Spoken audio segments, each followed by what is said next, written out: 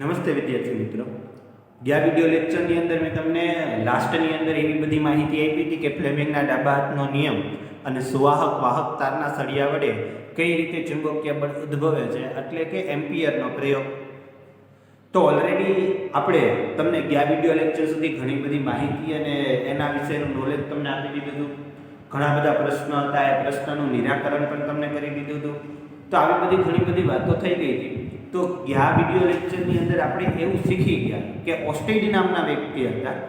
આ ઓસ્ટેડ નામના વ્યક્તિએ સામાન્ય રીતે એવી સાબિતી આપી કે જ્યારે વાહક તારમાંથી વિદ્યુત પ્રવાહ વહન પામે છે, જેટલું વિદ્યુત પ્રવાહ વહન પામે છે અને વિદ્યુત પ્રવાહ દ્વારા ચુંબક ઉપર જેટલું બળ લાગે છે એટલું જ બળ ચુંબક દ્વારા વિરુદ્ધ દિશામાં તે વાહક તારના સળિયા ઉપર લાગે. તો આ વાર્તા આપણે કરી લીધી હતી. આને રિલેટેડ પ્રયોગ બી આપણે તમને આપી દીધા હતા. વાત રહી મટીરિયલની, તો એ બી તમને ટૂંક સમયની અંદર મળી જશે, તૈયાર થઈ જ રહ્યું છે. ટેસ્ટ 2 ની અંદર આપણે બહુ કોઈ એટલું બધું ખાસ તમને પ્રશ્ન નથી પૂછતા, પણ હવેથી વ્યવસ્થિત ટેસ્ટ પણ તમને આખી કારણ કે ઘણા બધા ટોપિક ચાલી ગયા, તો હવે ઘણા બધા પ્રશ્ન નીકળી શકે તેવી ટેસ્ટ પણ તમને મળી જશે. તો દરેક વસ્તુ હવે કમ્પ્લીટલી હવે આપણે આમ જોવા જઈએ તો વેકેશનમાંથી આપણે આપણા વિડિયો લેક્ચર તરફ આગળ વધવા માંડ્યા છીએ. જેમ જેમ આપણે આગળ વધતા જઈએ છીએ તેમ આ ચેપ્ટર પણ પૂર્ણ થતું જાય છે. આજે જે હું ટોપિક તમને સમજાવવા જઈ રહ્યો છું, ફ્લેમિંગના ડાબા હાથનો નિયમ, એ તો આપણે ભણવાનો છે ને પૂછાવાનો છે. અને ત્યાર પછીનો જે ટોપિક છે ઇલેક્ટ્રિક મોટર, જે ઓલરેડી આપણા કોર્સની અંદર નથી, મીન્સ કે સમજવી જરૂરી છે, પણ એક્ઝામમાં તમને એ ઇલેક્ટ્રિક મોટર પૂછવાની શક્યતા નથી. તો બોર્ડ ઉપર ધ્યાન રાખો. આપણે ઝડપથી જોઈ લઈએ કઈ વસ્તુની વાત કરીએ છીએ આપણે.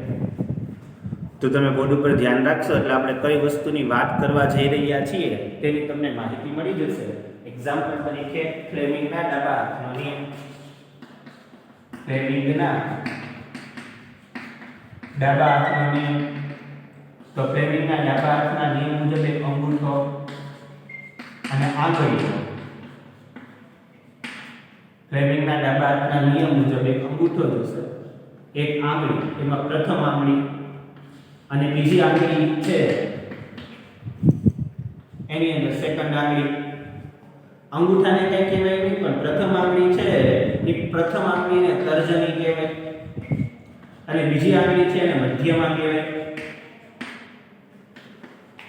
તમારે કઈ રીતે ગોઠવવાની? તર્જની, મધ્યમા અને અંગૂઠો. તમારે જે ગોઠવાનું છે એ અંગૂઠાની ડાયરેક્શન ગોઠવાની છે, અંગૂઠાની દિશા ગોઠવાની છે. આંગળીઓમાં ફર્સ્ટ આંગળી છે એ પહેલી આંગળી છે એ ચુંબકીય ક્ષેત્રમાં ગોઠવવાની છે. બીજી આંગળી છે મધ્યમાં, તે વિદ્યુત પ્રવાહની દિશામાં ગોઠવવાની છે.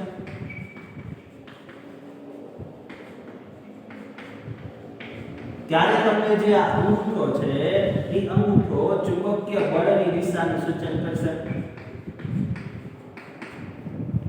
સમજાય છે ફ્લેમિંગના ડાબા હાથનો નિયમ? જો કે વિડિયો લેક્ચરની અંદર મૂકી દીધો હતો ને, હવે પછીના નેક્સ્ટ વિડિયો લેક્ચરની અંદર પણ મૂકી દેવામાં આવશે. શું ફ્લેમિંગના ડાબા હાથના નિયમ મુજબ એક અંગૂઠો અને બે આંગળીઓનો ઉપયોગ થાય છે. આને અંગૂઠો કહેવાય, પહેલી આંગળી છે, આ બીજી આંગળી છે. અંગૂઠો, પહેલી આંગળી ને બીજી આંગળી. અંગૂઠાનું તો કોઈ બીજું નામ નથી. ફર્સ્ટ આંગળી છે એને તર્જની કહેવાય, બીજી આંગળી છે એને મધ્યમા કહેવાય. તો પહેલી આંગળી છે એને તર્જની તરીકે ઓળખવામાં આવે, બીજી આંગળી છે આ બીજી આંગળી એને મધ્યમા તરીકે ઓળખવામાં આવે. ત્રણેયને પરસ્પર આવી રીતે આમ લંબ ગોઠવવાની છે. ત્રણેયને પરસ્પર કેવી રીતે આમ ગોઠવવાનું? લંબ ગોઠવવાનું. તો ત્રણેયને પરસ્પર લંબ ગોઠવી દો આવી રીતે આમ. ત્રણેયને પરસ્પર લંબ ગોઠવ્યા પછી શું કરવાનું? તો કે તમારે પ્રથમ આંગળી અને બીજી આંગળીને ગોઠવવાની. પહેલી આંગળી અને બીજી આંગળીને ગોઠવવાની. પહેલી આંગળી ક્યાં ગોઠવવાની? તો બોર્ડમાં લખેલું છે કે પહેલી આંગળી તર્જનીને ચુંબકીય ક્ષેત્રમાં ગોઠવો. આ આંગળીને ચુંબકીય ક્ષેત્રમાં ગોઠવવાની. બીજી આંગળી મધ્યમાં છે અને વિદ્યુત પ્રવાહની દિશામાં ગોઠવો. આ આંગળી છે એ વિદ્યુત પ્રવાહની દિશામાં ગોઠવો. ત્યારે જે અંગૂઠો છે એ અંગૂઠો સામાન્ય રીતે તમને એ કઈ બાજુ બળ લાગશે એનું નિર્દેશન કરશે. હવે આ તો આપણે આમ ખબર પડી ગઈ કે ફ્લેમિંગના ડાબા હાથના નિયમ પૂછે તો લખવાનું શું? તો ફ્લેમિંગના ડાબા હાથના નિયમ પૂછે તો તમારે એવી રીતે લખવાનું કે ફ્લેમિંગના ડાબા હાથના નિયમમાં અંગૂઠો અને બે આંગળીઓનો ઉપયોગ થાય છે, જેમાં પ્રથમ આંગળીને તર્જની તરીકે ઓળખવામાં આવે છે, જ્યારે બીજી આંગળી છે એને મધ્યમા તરીકે ઓળખવામાં આવે છે. પછીનો પોઈન્ટ કરવાનો કે તર્જની છે તેમને ચુંબકીય ક્ષેત્ર રેખાની દિશામાં ગોઠવવામાં આવે છે, જ્યારે મધ્યમાં બીજી આંગળી છે એ બીજી આંગળીને વિદ્યુત પ્રવાહની દિશામાં ગોઠવવામાં આવે છે. ત્યારે ફ્લેમિંગના ડાબા હાથના નિયમ મુજબ અંગૂઠો એ ચુંબકીય બળની દિશાનું નિરૂપણ કરે છે, જેને ફ્લેમિંગના ડાબા હાથનો નિયમ કહે છે. અને ટેક્સ્ટ બુકમાં જે આકૃતિ આપેલી છે એ આકૃતિ દોરી નાખવાની અને ખાસ લખવાનું કે ત્રણેય એકબીજાને પરસ્પર લંબ રહે તે રીતે ગોઠવવું જરૂરી છે. ત્રણેય એકબીજાને પરસ્પર કેવી રીતે રહે? લંબ રહે તે રીતે ગોઠવવું જરૂરી છે. તો બોર્ડ ઉપર લખેલો છે ફ્લેમિંગના ડાબા હાથનો નિયમ. એના અગત્યના પોઈન્ટ તમને આ બોર્ડ ઉપર આપી દીધા છે. એ અગત્યના પોઈન્ટનું નિરૂપણ તમે જોઈ લો.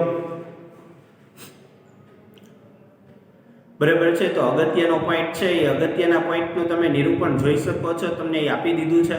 તો અગત્યનો પોઈન્ટ છે એ અગત્યના પોઈન્ટનું નિરૂપણ પણ તમને આપી દીધું છે. હું આખો એક વખત ફ્લેમિંગના ડાબા હાથનો નિયમ છે એ બોલી જાઉં છું. ફર્સ્ટ પોઈન્ટ પેલો એવો લખવાનો કે ફ્લેમિંગના ડાબા હાથના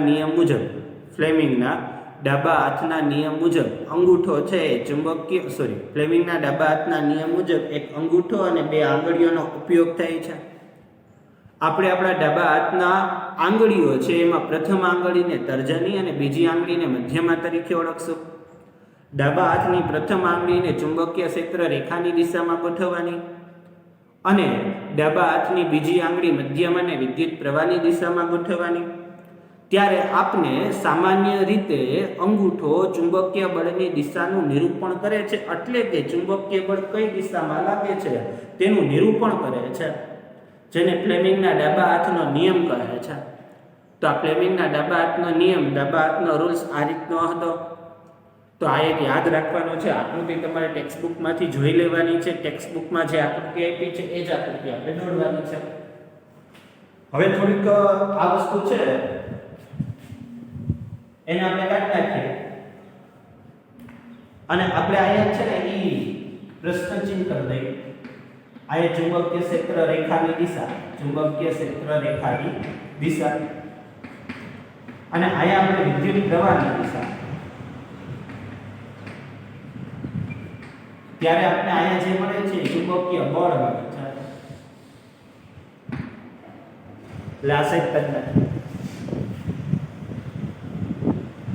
આ કાઢી નાખવાનું કારણ એટલું જ હતું કે હવે મારે તમને વિદ્યુત મોટર સમજાવવી છે. તો વિદ્યુત મોટરની આકૃતિ દોરવા માટે મારે થોડીક સ્પેસ જોતી હતી. એટલે હવે તમને ખબર પડી ગઈ કે પ્રથમ આંગળીને મધ્યમાં કહેવાય અને બીજી આંગળી છે એને પ્રથમ આંગળીને તર્જની કહેવાય ને બીજી આંગળીને મધ્યમાં તરીકે ઓળખવામાં આવે છે. તો હવે કાંઈ એની કંઈ ખાસ જરૂરિયાત નથી. છતાં તમને એવું લાગે તો આ કૌંસમાં એકલો લખી દઉં છું ને અહીંયા કૌંસમાં બગડો લખી દઉં છું, જેથી તમને આંગળીઓ કઈ છે એનું નિરૂપણ ખબર પડે કે એની પ્રથમ આંગળી છે, આ બીજી આંગળી છે. હવે આપણે ઇલેક્ટ્રિક મોટર દોરવાની છે. ઇલેક્ટ્રિક મોટરમાં એક ચુંબક N, બીજો ચુંબક S, એને જડિત આધાર સાથે બાંધી દેવાનું. તો એક ચુંબક N ધ્રુવ આવી રીતે રાખવાનું, બીજા ચુંબકનો S ધ્રુવ આવી રીતે આમ રાખવાનું. બંનેને જડિત આધાર સાથે બાંધી દેવાના. ત્યાર પછી શું કરવાનું? તેમની વચ્ચે એક લૂપ મૂકવાનું. એનું નામ ABCD. લૂપ એટલે ચોસ લૂપ. એનું નામ A, B, C અને D. તો એક લૂપ મૂકવાનું. એનું નામ આપણે ABCD આપી દીધું. ચોસલું આપી દીધું. એનું નામ આપણે શું આપી દીધું? ABCD. આ લૂપ વાહક તારનું બનેલું હોય. આ લૂપ શેનું બનેલું હશે? વાહક તારનું બનેલું છે. હવે આપણે ખબર જ છે અહીંથી છે ને બે છેડા કાઢવાના. A માંથી એક છેડો કાઢવાનો, D માંથી એક છેડો કાઢવાનો. એક છેડો A માંથી કાઢવાનો, બીજો છેડો D માંથી કાઢવાનો. A માંથી આપણે જે છેડો કાઢ્યો છે એને P નામ આપો અને D માંથી જે છેડો કાઢ્યો છે એને Q નામ આપો. A માંથી જે છેડો કાઢ્યો છે એને P નામ આપો અને D માંથી બીજો છેડો કાઢ્યો છે એને Q નામ આપો. આમની વચ્ચે એક અવાહક લૂપ અથવા તો એક અવાહક પડ જે રબરનું બનેલું હોય એ અવાહક પડ ગોઠવી દો. ત્યાર પછી P રિંગ છે, P રિંગ છે એમની સાથે અર્ધવર્તુળાકાર રિંગ અને Q બિંદુ છે એમની સાથે એક અર્ધવર્તુળાકાર રિંગ જોડો. આની સાથે એક બ્રશ જોડો જેને X બ્રશ કહેવાય ને આમની સાથે એક બ્રશ જોડો જેને Y બ્રશ કહેવાય. આ બ્રશ જોડ્યા પછી તમે આમની વચ્ચે એક બેટરી જોઈન્ટ કરી દો, એમાં એક પ્લસ છેડો આપો, એક માઈનસ આપો, એક આ સ્વિચ જોઈન્ટ કરી દો. તો પહેલા તો ઇલેક્ટ્રિક મોટર જાણતા પહેલા સમજતા પહેલા સૌપ્રથમ તમારે એની આકૃતિ જોવી પડે. આકૃતિ દોરતા આવડવી જોઈએ, પછી ઇલેક્ટ્રિક મોટરની આગળ વાત થાય.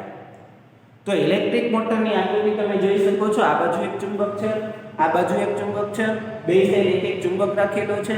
આ ચુંબકનો N ધ્રુવ લૂપ બાજુએ એમ ગોઠવો છે, આ ચુંબકનો S ધ્રુવ લૂપ બાજુએ એમ ગોઠવો છે. બંને ચુંબકની વચ્ચે સ્પેસ જગ્યા મૂકેલી છે, એમની વચ્ચે ચોસલું A B C D મૂકેલું છે. A માંથી એક છેડો કાઢેલો જેને P તરીકે અને D માંથી એક છેડો કાઢેલો છે જેને Q તરીકે ઓળખેલો છે. એમની વચ્ચે અવાહક પડ મૂકેલું છે. P સાથે એક અર્ધવર્તુળાકાર રિંગ જોડેલી છે, Q સાથે એક અર્ધવર્તુળાકાર રિંગ જોડેલી છે. એમની સાથે બ્રશ એટલે મિજાગરા ઓલું બેરિંગ ટાઈપની રચના અહીંયા આપેલી છે. અહીંયાથી જે ઓલી બેરિંગ ટાઈપની તમને ખબર હોય પંખામાં બી બેરિંગ હોય અને ઘણા દાંડિયા રસ લેતા તો દાંડિયાની અંદર બી બેરિંગ હોય, વચ્ચે બેરિંગ. સાયકલની અંદર પણ બેરિંગ હોય જેને કારણે ટાયર ફરે. તો આવી બેરિંગ જેવી રચના બનાવવાની છે જેમને આર્મેચર તરીકે ઓળખવા. બેરિંગ જેવી રચના બને બરાબર, જેને એક્સેલ તરીકે ઓળખવામાં આવે. એક્સેલ એટલે ધરી. એક્સેલનું ગુજરાતી ધરી થાય.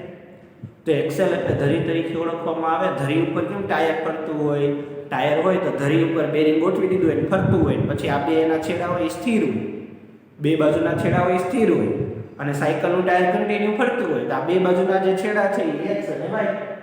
અંદર ઓલી રિંગ છે એ P અને Q સાથે જોડેલી અર્ધવર્તુળાકાર રિંગ ને આખું જે ટાયર ફરે છે એ આપણું એબીસીડી લો. તો આની ઇમેજિંગ કરજો, કલ્પના કરજો મગજની અંદર વિચારવાની, કારણ કે આ બધી 3D આકૃતિ હોય. હું તમને 2D ની અંદર માત્ર કહી શકું, પાછા સામે પ્રેઝન્ટ નથી તમે, નહીતર તો હજી આપણે એના તમારા સવાલ જે કંઈ હોય એનું નિરૂપણ કરી શકીએ. તો બે ચુંબક છે, એક બાજુ N ધ્રુવ છે, બીજી બાજુ S ધ્રુવ છે. બંને ચુંબકને જોડી દીધા છે. એમની વચ્ચે ABCD લૂપ ગોઠવી દીધું છે. A માંથી એક છેડો P અને D માંથી એક છેડો Q ગોઠવી દીધો છે. બેને અર્ધવર્તુળાકાર રિંગ છે, વચ્ચે અવાહક પડ મૂકેલું છે. એમની સાથે X પ્લસ ને Y પ્લસ જોડેલા છે અને તેમની સાથે બેટરી અને સ્વિચ જોડેલી છે. આટલું કામ કરેલું છે આપણે. અને અહીંયા જે મેં આખી રચના કીધી એમને એક્સેલ ધરી ઉપર આખી રચના ગોઠવેલી છે. અને આપણે એક ABCD લૂપ લીધું છે, એની જગ્યાએ બીજું ABCD લૂપ, ત્રીજું ઝાઝા બધા રિંગ વાળું. કેમ એમાં ઝાઝા બધા સોલેનોઇડમાં રિંગ હતી એમાં ઝાઝા બધા લૂપ લઈ લેશું અંદર બે ચુંબકની વચ્ચે. ઝાઝા બધા એક લીધું એની જગ્યાએ 2 લઈ, 3 લઈ, 4 લઈ અને જે રચના બને એને આર્મેચર તરીકે ઓળખવામાં આવે. પણ આપણે ડિટેલમાં કંઈ એટલું બધું આર્મેચર ને એક્સેલ ને ત્યાં નથી પહોંચવા, તો કોર્સમાં બી નથી બરાબર, એને પૂછાવાનું પણ નથી. એટલે એ કોઈ ટેન્શન નથી. એ તો 12 સાયન્સમાં. તો ખાલી લોકલ બેઝિક માહિતી આપું છું કે આ જે રચના છે અહીંયા ફરી શકે એવી રચના છે, એમને ધરી એક્સેલ કહેવાય. અહીંયા લૂપ એક ABCD આપ્યું છે, એની જગ્યાએ એક કરતાં વધારે લૂપ ABCD આપેલા હોય અને જે રચના બને એમને આર્મેચર તરીકે ઓળખવામાં આવે છે. અને બ્રશની જે મેં વાત કરી તો એ કેવી રચના છે? સાયકલનું ટાયર હોય તો સાયકલના ટાયરમાં આ બાજુ એક ભાગ હોય ને એક આ બાજુ હોય ને વચ્ચે ટાયર હોય. તો આ જે આખો ભાગ છે એમને ધરી કહેવાય. એનો આ સાઈડ ભાગ છે ને X કહેવાય, આ બાજુનો ભાગ છે એ Y કહેવાય ને વચ્ચે ગોળાકાર રિંગ હોય જેમાં આખું ટાયર ફરતું હોય. એવી રીતની આખી રચના છે કે આ ગોળાકાર રિંગ છે, આ બાજુ એક ધરી, આ બાજુ એક ધરી, બે ધરી ઉપર આપણે છેડો આપી દીધો પ્લસ માઈનસ ને બેટરી જોઈન્ટ અને આ લૂપ આખું ગોળ ગોળ ફરવાનું છે. આમને ઇલેક્ટ્રિક મોટર તરીકે ઓળખવામાં આવે. આપને ઇલેક્ટ્રિક મોટરની ખબર જ છે કે ચુંબકીય ક્ષેત્ર છે N ધ્રુવમાંથી નીકળે છે, S ધ્રુવ તરફ ગતિ કરે છે. તો ચુંબકીય ક્ષેત્ર N ધ્રુવમાંથી નીકળી અને S ધ્રુવ તરફ ગતિ કરે છે. તમે જોઈ શકો છો N ધ્રુવમાંથી નીકળીને S ધ્રુવ તરફ ગતિ કરે છે. તો આ આખી ગોઠવણ થઈ. હવે આની કાર્ય પદ્ધતિ સમજાવું એ પહેલા તમારે ઇલેક્ટ્રિક મોટર અત્યારે તો નથી પૂછાવાની, પણ ભૂતકાળમાં પૂછાતી હતી ત્યારે શું લખવાનું હોય? ફર્સ્ટ એની વ્યાખ્યા લખવાની હોય ઇલેક્ટ્રિક મોટરની. તો શું લખવાનું? એવું ઉપકરણ કે જે વિદ્યુત પ્રવાહનું યાંત્રિક ઉર્જામાં રૂપાંતર કરી દે તેને ઇલેક્ટ્રિક મોટર કહે છે. એવું ઉપકરણ જે વિદ્યુત ઉર્જાનું યાંત્રિક ઉર્જામાં રૂપાંતર કરી દે તેને ઇલેક્ટ્રિક મોટર કહે છે. સિદ્ધાંત એનો એ જ આવશે કે વિદ્યુત ઉર્જાનું યાંત્રિક ઉર્જામાં રૂપાંતર. તમે વિદ્યુત ઉર્જા આપો છો ને આ ફરે છે એટલે યાંત્રિક ઉર્જામાં રૂપાંતર. એમના પછી આકૃતિ આવશે. તો આકૃતિ તો બોર્ડ ઉપર મેં પ્રેઝન્ટેશન આપ્યું છે, ટેક્સ્ટ બુકમાં આવી જાય છે, એમાં કંઈ કોઈ ફેરફાર નથી. બરાબર છે. તો આકૃતિ છે, આકૃતિ આપી દીધી. હવે બીજું આના પછીનું બીજી વસ્તુ આકૃતિ દોરાઈ ગયા પછી રચનામાં હું લખવાનું. એક જ મિનિટ, પવન બહુ આવે બારી પર.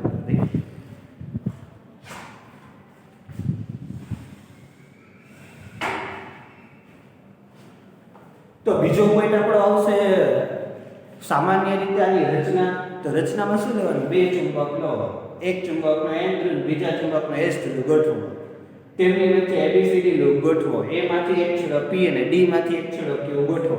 તેમની વચ્ચે એક અવાહક પડ મૂકો. P સાથે અર્ધવર્તુળાકાર રિંગ, Q સાથે અર્ધવર્તુળાકાર રિંગ જોડો.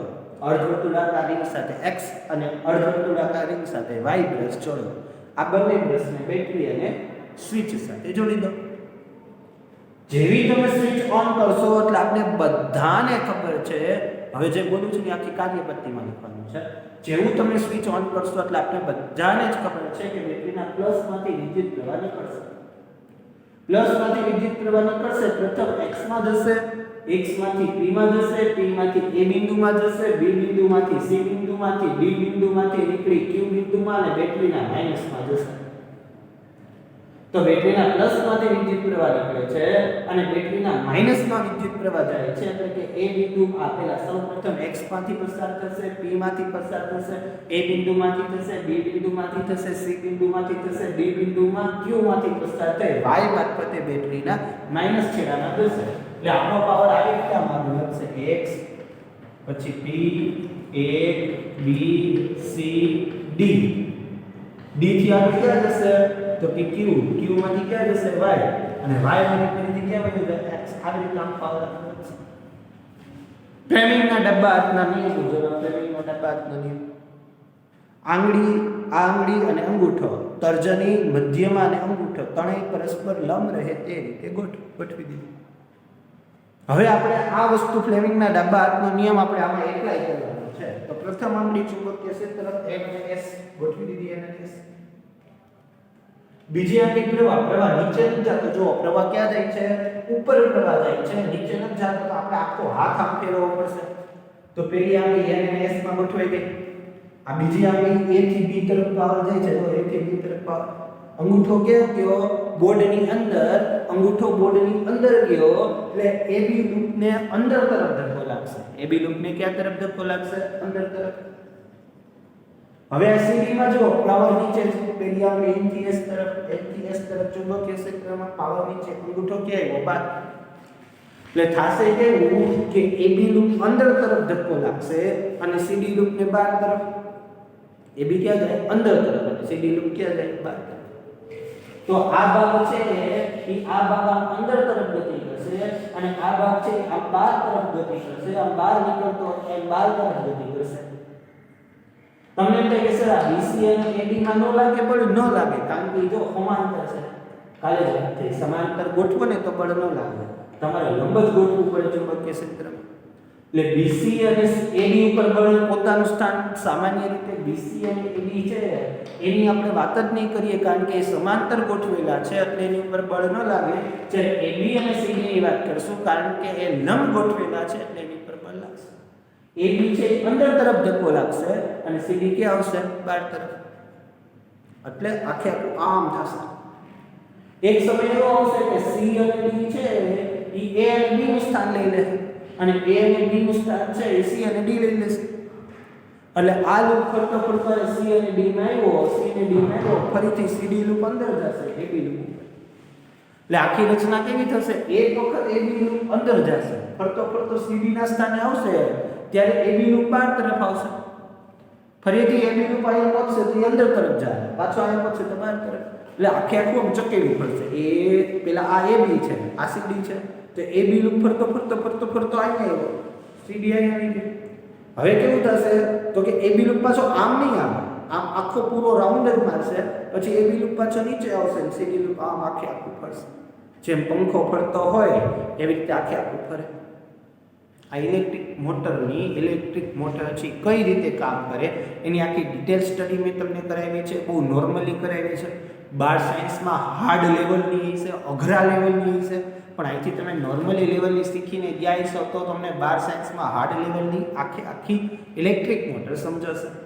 આ ક્યાં ઉપયોગમાં હોય? જે જગ્યાએ વિદ્યુત આપોન ફરે, પંખો વિદ્યુત આપો ફરે, ઇલેક્ટ્રિક મોટર હોય. રમકડાની ઇલેક્ટ્રિક કાર, એમાં પણ આ ઇલેક્ટ્રિક મોટર હોય. કોઈ પણ ઇલેક્ટ્રિક કાર, સાચું વાહન, બરાબર, ઇલેક્ટ્રિક કાર, ઇલેક્ટ્રિક બસ છે, એની અંદર પણ આ ઇલેક્ટ્રિક મોટર હોય. નાનકડી એવી વસ્તુ સીડી ડીવીડી પ્લેયર છે, વોશિંગ મશીન છે, જેને તમે વિદ્યુત આપો છો અને ફરે છે. અત્યારના સમયમાં જે ઉપકરણમાં તમે વિદ્યુત આપો છો અને ફરે છે, બધામાં જ ઇલેક્ટ્રિક મોટર છે. અને પ્રાથમિક લેવલ બેઝિક સિદ્ધાંત આ જ છે. ખાલી ફેન એટલો હોય કે એબીસીડી લૂપ એક છે, એની જગ્યાએ એબીસીડી લૂપ છે એ હજારોની સંખ્યામાં હોય. જેવી મોટર, નાનો પંખો હોય તો નાની મોટર હોય, મોટું સામાન્ય રીતે આપણે જોઈએ પાણી ભરવાની મોટર ઘરે હોય તો નાની હોય, વાડીએ હોય તો બહુ મોટી મોટર નીકળે. તો આ બધી જ વસ્તુ છે એ ઇલેક્ટ્રિક મોટરની અંદર છે. તમારે તમારી ટેક્સ્ટબુકની અંદર એક વખત આખી ઇલેક્ટ્રિક મોટર રાખવી પડશે, તો તમને એના વિશેની જે કાંઈ સ્ટડી હશે એ તમને ખબર પડશે. તો આખી ઇલેક્ટ્રિક મોટર છે એ આખી ઇલેક્ટ્રિક મોટર ઇલેક્ટ્રિક મોટર છે એ આખી ઇલેક્ટ્રિક મોટર મેં તમને સમજાવી દીધી છે. હવે આપણે આગળ તરફ જઈએ તો અત્યારની આધુનિક મોટરમાં શું ફેરફાર છે? દાખલા તરીકે કોઈ વ્યક્તિ કહે કે સર અમે પંખો ખોલીએ, તો તમે એમ કહો છો કે પંખાની અંદર ઇલેક્ટ્રિક મોટર છે, તો પંખાની અંદર આવા ચુંબક તો નથી હોતા. પણ તમે ક્યારેક કોક દી રમકડાની ગાડી ખોલશો, રમકડાની ગાડી ખોલશો ને તો અંદરથી ઓલી પિત્તળ જેવી નાની એવી મોટર આવે. એ રમકડાની ગાડીની અંદર જે પિત્તળ જેવી નાની એવી મોટર આવે, એ મોટરને અંદર ખોલશો એટલે આવી રીતના તાંબાના તારનું ગૂંચળું હોય છે, અને બે સાઈડમાં નાના આવા એન અને એસ ચુંબક ચોંટાડેલા હોય છે. બે સાઈડમાં નાના ચુંબક ચોંટાડેલા હોય છે, વચ્ચે આવું ગૂંચળું. પણ કેમ? આ રમકડાની ગાડી છે એની અંદર આ ઘટના ઘટિત થશે. રમકડાની ગાડીની અંદર આ બધું હશે. પણ જ્યારે આપણે વોશિંગ મશીન ખોલીએ છીએ અથવા તો આ પંખો ખોલીએ છીએ, એમાં આપણે એમ જ કહીએ છીએ કે ઇલેક્ટ્રિક મોટર જ હોય, પણ આ ઇલેક્ટ્રિક મોટર છે એમાં ચુંબક તો નથી હોતા. તો ત્યારે અત્યારની આધુનિક મોટરની અંદર હવે આવા ચુંબકનો ઉપયોગ નથી થતો, એની જગ્યાએ સોલેનોઇડનો ઉપયોગ થાય છે.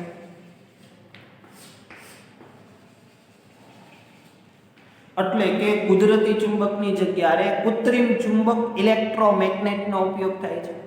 તો અત્યારે આધુનિક મોટરમાં હવે કુદરતી ચુંબકનો ઉપયોગ નથી થતો, એની જગ્યાએ સોલેનોઇડ ઇલેક્ટ્રોમેગ્નેટનો ઉપયોગ થાય છે. પણ સિદ્ધાંત તો એ જ રહે છે, સિદ્ધાંતમાં કોઈ ફેરફાર થતો નથી. તો એક આવો સોલેનોઇડ અથવા ઇલેક્ટ્રિક મોટરનો ઉપયોગ થાય છે. બીજી એક વસ્તુ કે આ જે મોટર ફરે છે એ મુખ્ય 3 બાબતો પર આધાર રાખે છે. એનો તો તમે પ્રવાહ કેટલો આપો છો એના ઉપર ડિપેન્ડન્ટ છે. જો તમે વધુ પ્રવાહ આપશો તો વધુ ઝડપથી મોટર ફરશે, ઓછો પ્રવાહ આપશો તો ઓછી સ્પીડથી મોટર ફરશે. બીજું, અંદર આટાઓ છે, આ એબીસીડી લૂપના આટાઓ સંખ્યા છે, એ સંખ્યા કેટલી છે? એબીસીડી લૂપની સંખ્યા કે 1 2 3 4 10 5 લાખ 10 લાખ 15 લાખ. તો એબીસીડી લૂપ છે, એબીસીડી લૂપની સંખ્યા કેટલી છે એના ઉપર ડિપેન્ડન્ટ છે. આ જે પાવર આપો છો એ પાવર કેટલો છે એના ઉપર ડિપેન્ડન્ટ છે. આ સાઈઝના ઇલેક્ટ્રોમેગ્નેટ કે કુદરતી ચુંબક કેટલી સાઈઝના લીધા છે, કેટલા કદના લીધા છે એના ઉપર ડિપેન્ડન્ટ છે. તો આવી મુખ્ય 2-3 બાબતો ઉપર ડિપેન્ડન્ટ છે. અને મેં કીધું એમ આધુનિક વિદ્યુત મોટરની અંદર કુદરતી ચુંબકની જગ્યાએ ઇલેક્ટ્રોમેગ્નેટનો ઉપયોગ થાય છે. આ ઇલેક્ટ્રિક મોટર 3 બાબતો પર આધાર રાખે છે. ફર્સ્ટ, વિદ્યુત પ્રવાહ કેટલો આપો છો તેના ઉપર ડિપેન્ડન્ટ છે. આખી આ મોટરની વચ્ચે જે આ લૂપ છે એ લૂપ કેટલી સંખ્યાના છે એના ઉપર ડિપેન્ડન્ટ છે. અને સાઈડના જે ચુંબક છે એ કેટલી તાકાતના લીધા છે એના ઉપર ડિપેન્ડન્ટ છે. આમ આખી મોટર 6 તબક્કામાં વેચાય. હવે આ 6 તબક્કા હું તમને સમજાવીને આ લેક્ચરને પૂરું કરું. 6 તબક્કામાં પહેલો તબક્કો, એમની વ્યાખ્યા. ઇલેક્ટ્રિક મોટરની વ્યાખ્યા શું લખવાની છે? તો કે એવું ઉપકરણ જે વિદ્યુત ઉર્જાનું યાંત્રિક ઉર્જામાં રૂપાંતર કરી દે અથવા ફરે તેને સામાન્ય રીતે ઇલેક્ટ્રિક મોટર કહે છે. પછી આપણો બીજો પોઈન્ટ શું લખવાનો? સિદ્ધાંત. સિદ્ધાંતમાં શું લખવાનું? વિદ્યુત ઉર્જાનું યાંત્રિક ઉર્જામાં રૂપાંતર. ત્રીજો પોઈન્ટ આપણે આકૃતિ દોરવાની છે, જે ફર્સ્ટ દોરેલી હતી ટેક્સ્ટ બુકમાં છે એ જ દોરવાની છે. ચોથો પોઈન્ટ આપણી રચના હતી. રચનામાં શું લખવાનું હતું કે બે ચુંબક લો, એક ચુંબકનો એક છેડો અને બીજા ચુંબકનો એક છેડો, બેની વચ્ચે થોડીક સ્પેસ મૂકવાની, બંને ચુંબકને બાંધી દો. ત્યારબાદ આ બે વચ્ચેની જે સ્પેસ છે એમની વચ્ચે ABCD લૂપ ગોઠવો. A માંથી એક છેડો નીકળે એને P નામ આપો, D માંથી એક છેડો નીકળે એમને Q નામ આપો. P અને Q છેડા વચ્ચે અવાહક પળ જોડો. P સાથે અર્ધવર્તુળાકાર રિંગ ને Q સાથે અર્ધવર્તુળાકાર રિંગ જોડો. P સાથે X બ્રશ જોડો અને Q સાથે Y બ્રશ જોડો. બંને બ્રશને બેટરી અને સ્વિચ બોર્ડ સાથે જોડી દો. જેવી તમે સ્વિચ ઓન કરશો હવે કાર્યપટ્ટીમાં લખવાનું. અહીંયા રચના પૂરી, જોડી દો ત્યાં પૂરી. હવે કાર્યપટ્ટીમાં લખવાનું. સ્વિચ ઓન કરતા બેટરીના ધન ધ્રુવમાંથી વિદ્યુત પ્રવાહ નીકળે છે. પ્રથમ X માં જાય, ત્યાંથી P માં જાય, A માં જાય, B માં જાય, C માં જાય, D માં જાય, Q જાય. તો X માંથી P, A, B, C, D, પછી આવે Q, પછી આવે Y અને બેટરીના માઈનસ છેડા સુધી પહોંચે છે. ફ્લેમિંગના ડાબા હાથના નિયમ મુજબ AB બાજુ એ અંદર તરફ અને CD બાજુ એ ઉપર તરફ. ટેક્સ્ટબુકમાં શબ્દ પ્રયોગ કર્યો છે AB અધો દિશા અને CD ઉર્ધ્વ દિશા, અથવા ઊંધો પણ શબ્દ પ્રયોગ કર્યો કે AB ઉર્ધ્વ દિશા અને CD અધો દિશા. ટૂંકમાં AB આમ કે આમ પણ ગોળાકાર આવું કરશે. તમારે જો એમાં ન પડવું હોય તો લખવાનું કે ફ્લેમિંગના ડાબા હાથના નિયમ મુજબ ABCD લૂપ પરિભ્રમણ કરે છે. ફ્લેમિંગના ડાબા હાથના નિયમ મુજબ ABCD લૂપ પરિભ્રમણ કરે છે. પછી થોડુંક લખવાનું કે અહીં જે રચના ફરે એવી બને છે P અને Q છેડા વચ્ચે, આમને એક્સેલ કરે છે. પછીનો પોઈન્ટ લખો ને ABCD લૂપની સંખ્યા જો વધારી દેવામાં આવે અને એવી જે કોઈ આકૃતિ બને તેને આર્મેચર તરીકે ઓળખવામાં આવે છે. આ રિંગ છે એ અર્ધવર્તુળાકાર રિંગને કોમ્પિટેટિવ તરીકે ઓળખવામાં આવે છે. તો અર્ધવર્તુળાકાર રિંગને કોમ્પિટેટિવ, આ બધું ટેક્સ્ટની અંદર છે લખેલું, તમારે વાંચવું પડશે, એમને સામું ન આવે કંઈ. ટેક્સ્ટ બુક તમારે વાંચવી પડે. તમે થોડીક વાંચશો એટલે બધી લીટીઓ આપમેળે તમને આપવા માંડશે અને સમજાવવા માંડશે. પછી લખવાનું કે આધુનિક મોટરમાં કુદરતી ચુંબકને સ્થાને ઇલેક્ટ્રોમેગ્નેટ લેવામાં આવે છે. કોઈ પણ મોટર હોય, આધુનિક હોય કે અત્યારે આપણે ભણ્યા એ મોટર છે એ વિદ્યુત પ્રવાહ તેમની આજુબાજુમાં લીધેલા ઇલેક્ટ્રોમેગ્નેટ કે કુદરતી ચુંબક અને લૂપની સંખ્યા પર આધાર રાખે છે. આનો ઉપયોગ ક્યાં થાય? છઠ્ઠો મુદ્દો, એનો ઉપયોગ ક્યાં થાય?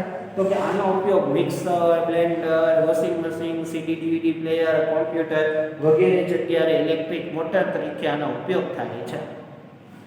તો બહુ સરળ પ્રશ્ન હતો, ઇલેક્ટ્રિક મોટર સમજાવી દીધેલો છે મેં તમને.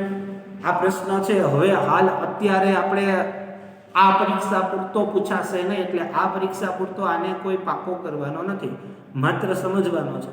અને જે વ્યક્તિને સમજવાની આમ હોય કે ઈચ્છા હોય અથવા તો દાનત હોય એ વ્યક્તિ આ વિડિયો લેક્ચરને, આ મોટરને હું જેટલું બોલ્યો એટલું 2 વખત શાંતિથી સાંભળે. 2 વખત શાંતિથી સાંભળી લીધા પછી ટેક્સ્ટ બુકનું દરેક લખાણ વાંચે, એમાંથી જે લીટી ન સમજાતી હોય એમાં અંડરલાઈન કરે, પાછો વિડિયો લેક્ચર જોવે, પાછો વિડિયો લેક્ચર જોઈને પાછો એક વખત ટેક્સ્ટ બુકનું લખાણ વાંચે, જે નથી સમજાતી એ લીટીઓને પાછી રિફર કરે. અને આવું 1-2 વખત તમે કરો ને તો તમને ઇલેક્ટ્રિક મોટર સમજાય. કારણ કે અહીંયા તમે મારી સામે હોય તો હું તમને 3-4 વખત ઇલેક્ટ્રિક મોટર સમજાવું, પણ તમારી સામે નથી તો આ કામ હવે તમારું છે, તમારે કરવું પડશે. તો આ વિડીયોને 2-3 વખત રિફર કરો, ટેક્સ્ટ બુકનું લખાણ એક વખત વાંચી પાછો એક વખત વિડીયો જુઓ, જે નથી સમજાતી એની નીચે અંડરલાઈન કરીને ફરીથી એક વખત વિડીયો જુઓ, અને પછી ક્યાંય ન સમજાય તો 100% શ્યોર મને ફોન કરજો ને હું તમને આખી વસ્તુ છે એ કમ્પ્લીટલી તમને એક વખત સમજાવી દઈશ. તો આખી વસ્તુ તમને કમ્પ્લીટલી એક વખત સમજાવી દઈશ. એના માટે તમારા વિડીયોને 2-3 વખત રિફર કરવો પડશે, બરાબર છે. હવે હું ઝાઝો સમય ન લેતા આપણે આ વિડીયો લેક્ચર છે એમને અહીંયા પૂરો કરીએ છીએ. હવે પછીના નેક્સ્ટ સ્ટેપની અંદર પછીનું જે આપણે નેક્સ્ટ સ્ટેપ ભણશું કે ઇલેક્ટ્રિક મોટર આપણી પૂરી થઈ ગઈ છે. હવે પછીનું બીજું સ્ટેપ છે ઇલેક્ટ્રિક જનરેટર ભણવાની છે અને વિદ્યુત પ્રેરણાનો સિદ્ધાંત ભણવાનો છે. જો કે AB કોર્સમાંથી નીકળી ગયું છે મને ખબર જ છે, પણ ભણવાનું છે, હું તમને ફરજિયાત એ ભણાવીશ અને એના માટે પણ 1-1.5 લેક્ચર જોશે. એટલે હવે પછીના બીજા સ્ટેપની અંદર આપણે વિદ્યુત જનરેટરનો સિદ્ધાંત અને વિદ્યુત પ્રેરણના સિદ્ધાંત વિશેની ચર્ચા કરશું. અને ત્યાર પછી એક છેલ્લો ટોપિક બાકી રહેશે, ઘરેલું વિદ્યુત પરિપથ. એ ઘરેલું વિદ્યુત પરિપથ આપણા કોર્સમાં છે, IMP ક્વેશ્ચન છે, પૂછાવાનો છે. તો એ ઘરેલું વિદ્યુત પરિપથ છે એ આવશે, એને સમજાવી દઈશું, ચેપ્ટર પૂરું કરશું. તો નમસ્તે વિદ્યાર્થી મિત્રો, આમની પીડીએફ, આમનું મટીરિયલ બધું જ તમને વોટ્સએપમાં ટૂંક સમયની અંદર મળ્યું હશે અથવા મળી ગયું હશે, બરાબર છે? તો આને 2-3 વખત રિફર કરજો. નમસ્તે વિદ્યાર્થી.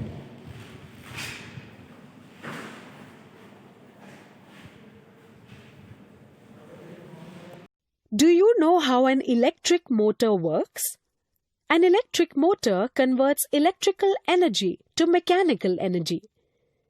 An electric motor consists of a rectangular coil of insulated copper wire. The coil is placed between the two poles of a magnetic field. The ends of the coil are connected to the two halves of a split ring. The inner sides of these halves are insulated and attached to an axle.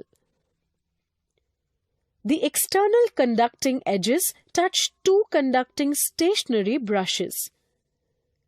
Current in the coil enters from the source battery through conducting brush and flows back to the battery through the other brush. When we apply Fleming's left-hand rule to find the direction of the force on a current-carrying conductor in a magnetic field, we find that the force acting on arm AB pushes it downwards, while the force acting on arm CD pushes it upwards. Thus, the coil mounted free to turn about an axis rotates anti-clockwise. At half rotation, Q makes contact with the brush X and P with brush Y. Therefore, the current in the coil gets reversed and flows along the path DCBA. The reversal of current also reverses the direction of the force acting on the two arms AB and CD. Thus, the arm AB of the coil that was earlier pushed down is now pushed up, and the arm CD, previously pushed up, is now pushed down. Therefore, the coil and the axle rotate half a turn more in the same direction. The reversing of the current is repeated at each half rotation, giving rise to a continuous rotation of the coil and the axle.